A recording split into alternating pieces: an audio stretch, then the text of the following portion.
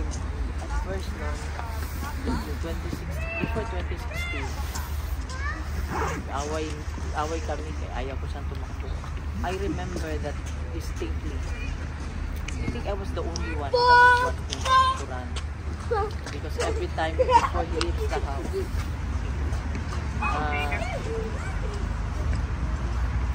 marami akong taktak sa kanya, dada sa ba para mairita siya ba niya. Alam mo, pag tumakbo ka, wala yung privacy mo, bakit gusto mo bang tumakbo?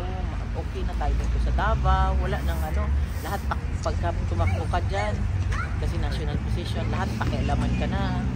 Talaga lahat ng pakialaman, lahat sa loob ng bahay mo pakialaman. So when before I started going with him during the campaign, kala ko loko-loko lang ng tao. Kala ko yung lang ng tao ba na gusto ng tao ba. Tapos nung first time ko nung sumama sa kanya Cavite, doon ko nakita, kala ko bola lang. Baka binibilog lang yung ng tao ang ulo na. So yun, nakita ko doon, sabi ko, iba ito ako. So I started praying about it. Pray. I even look up to heaven. May hingi ako ng sign sa Panginoon. So hingi ko yung sign. Ayaw ko na lang magkwento ng kasi talagang binigay niya ang sign. Marami siyang sign sa binigay. Tapos nung I remember it distinctly, nung may nag sa akin, interview sa akin, sabi ko, Lord, sabi ko pala na, sige, ang ko lang nun, sa prayer ko pala, sabi ko, Lord, sige, ipahiram namin siya sa Pilipinas, kasi ibalik mo lang siya sa amin ng buhay. Kasi alam ko na anong gawin niya. I know that he's going to take his oath seriously. So alam ko na gagawin niyang maganda ang Pilipinas para sa bawat Pilipino. Alam ko na ayaw niyan magkaroon ng handing sa isang pamilya. Alam ko na gusto niya yung anak niyang babae maglakad sa kalsada na makauwi ng safe, miski na mag-gimmick, mga ganun ba. Alam ko na ang bawat Pilipino magkaroon at least ng ng maginhawang buhay. So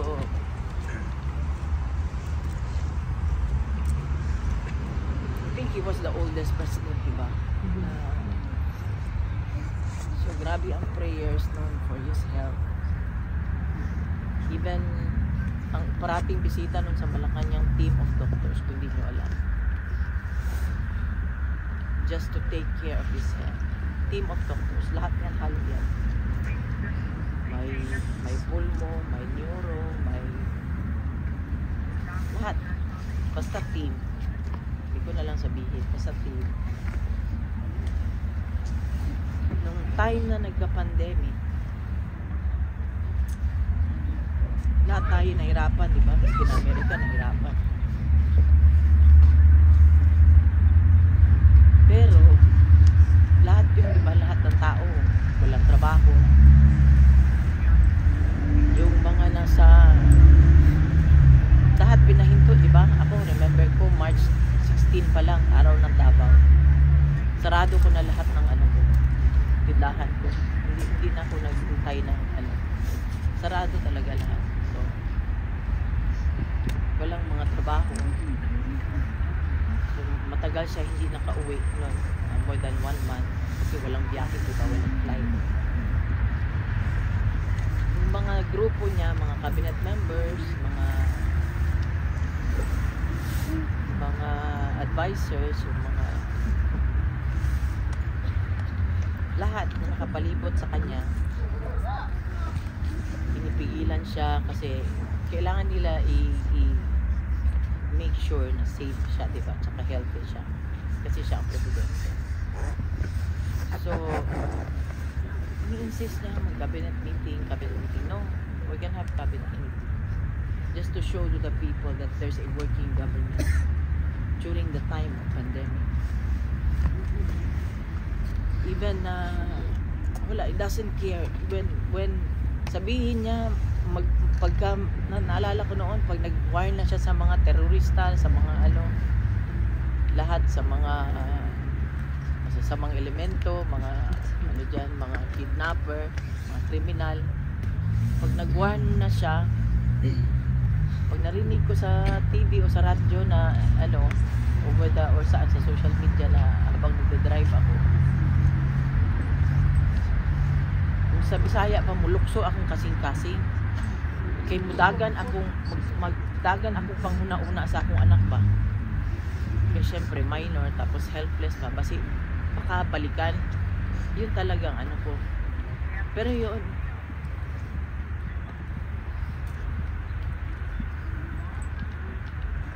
inuunan niya pa nga Pilipino sa pamilya.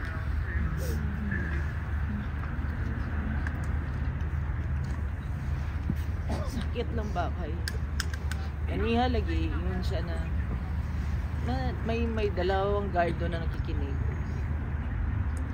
Sino pa daw yung may ginawang matino, kasi pinag-uusapan namin yung lahat nangyari sa Pilipinas. Kung sino pa daw yung matino na may ginawang para sa bansa, yun daw yung nandun sa loob nakakulong.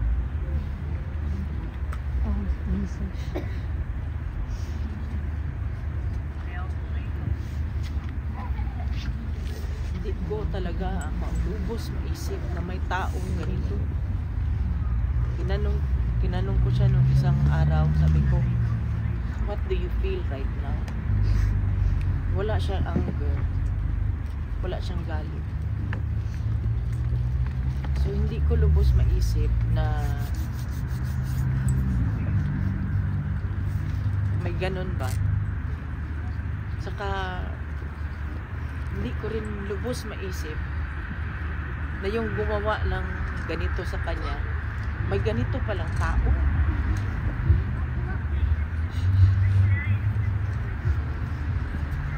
Hanggang ngayon, hindi ko ano kaya ay nasa puso nila. Hindi ko talaga maano. Hindi ko maintindihan hanggang ngayon. Sabi na, kung mangusap ako sa Panginoon, pinapalay. Kasi, miski na lang siguro kaya ako nagaganito kasi alam niyo naman ayaw ko. Miski baka makita na lang ba, awa na lang. Awa na lang. Miski wag nyo na lang aluhin. Wag nyo na lang respetuhin. Awa na lang. Total, nagserbisyo naman yan, di ba? Naalala nyo nung may bibitahin sa Qatar? Yeah. Ayaw niya yan. Tumakbo siya doon, di ba? Pinuntahan niya. Yeah. Kinausap niya yung every Filipino, di ba, may right na i-save. Whether, kasi sabi nga ng kaibigan natin, na may working justice system tayo. Diba? Gumagana dapat ang justice system natin. Pero ngayon, nung nangyari yun, alam mo yung hindi ako mapakali nun, pinapakain ako sa loob ng Villamor ng anak ko. Ma, magkain ka muna. Kaya lunukin ang pagkain. Kasi iniisip ko, ano pa talaga ito? Ano ba? Kung ano ba siya doon sa Pasig pa yan? Pasig jail o ano? Pero may ginagawa ang lawyers, may ginagawa. Sabi ko, attorney, ano na? Ma'am, ayaw nila ipapasukin yung documents para mapirmahan na. So, ang ginawa ko, ako kumilos. Pinap ko yung isang kasama namin na galing Hong Kong. Kaya lumabas ako na sabi ko, paano muna palabas sa ano? Kasi yun na nga, ayaw nila papasukin ang documents. Tapos, yung sabi ng lawyer, ma'am, nagawaan namin ng paraan. Doon daw pinrin. Kaya pala matagal. Sabi ko, attorney, ano na? Kasi hinabol ko ang 5 o'clock bago magsara ang Supreme Court. So, kaya pala matagal kasi ang kapal. Kapal. So, kaya paikot-ikot ako dun sa doon sa Villamor. Labas ako. Sabi ko, nung tapos na, nandyan yung makapal na document. Mapirmahan na. Ako mismo, minake sure ko, mga pasto siguro yun. Kasi gusto ko makaabot sa Supreme Court. Sumangkay ako dun sa, hindi ka kasi pwede mag ng sasakyan sa loob ng airport. Kailangan ka may, ano pang tawag yun? Yung may parang police car na para malaman nila ng aeroplano na may dumadaan ng sasakyan. So kaya yun, lumabas ako ng gate. Nandun yung sila Senator Bong, yung may lawyer doon labas.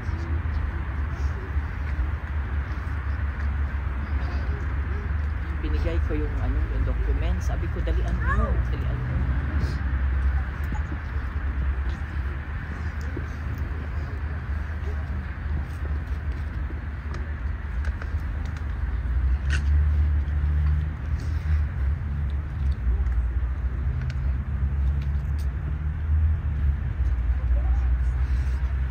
Sad kasi kailangan makita ng anak ko, makita ng maliit na bata na kasama namin.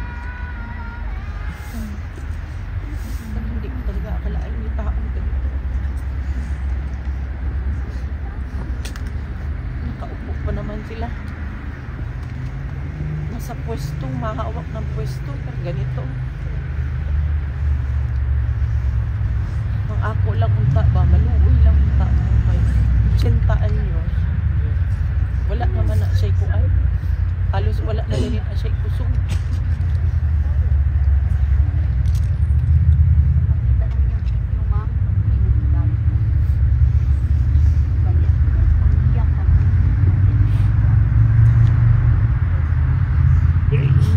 Minsan pagka maano kami ni Kitty, siyempre naubusan kami ng magagandang kwento na pwede ikwento.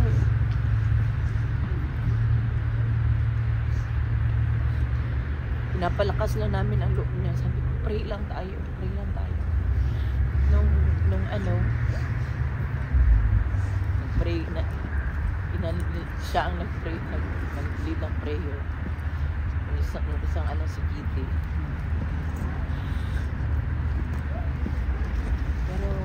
Maano pa rin ang pananampalataya niya sa Diyos. Sabi niya, kung ano daw ang will ng Panginoon sa kanya. Yun ang So, nandito ako kasi gusto ko talaga hindi lang taga dito sa yung mga nagpunta rito, kundi sa buong mundo. Gusto ko ipagdasal natin talaga. Yes, Tayong ma'am. minto. Yes, ma'am, always. Yeah. Tayong minto. Kasi yun lang talaga ang ko, every time pumapasok kami doon sa loob. Dinideclare ko, pinipray ko na kauwi na siya. So, sana talaga sa tulong ninyo, sa panalangin natin lahat, huwag tayong huminto hanggang makauwi siya. Amen. Amen. Gusto ko rin magpasalamat sa inyo sa lahat ng mga suporta ninyo. Alam ko nag-e-effort kayo pagpunta dito. We love Tatay Digong. Namasahe kayo, nag-day off kayo. Mga ganyan, minsan kasama nyo mga pamilya nyo, mga husband nyo pa na foreigner na ibang lahi. Maraming salamat sa suporta, pero kailangan talaga namin ang support niyo lahat ng pamilya. Pray for him, pray for the Vice President. Pray for her kasi nandyan na nga, parang ayaw pa rin nila tumigil. Hindi ko maintindihan anong klaseng, hindi ko hindi pumapasok sa isip ko na para intindihin. Hindi talaga pumapasok sa isip. So, maraming salamat sa inyong suporta, maraming salamat sa pagpunta rito. Laban mo.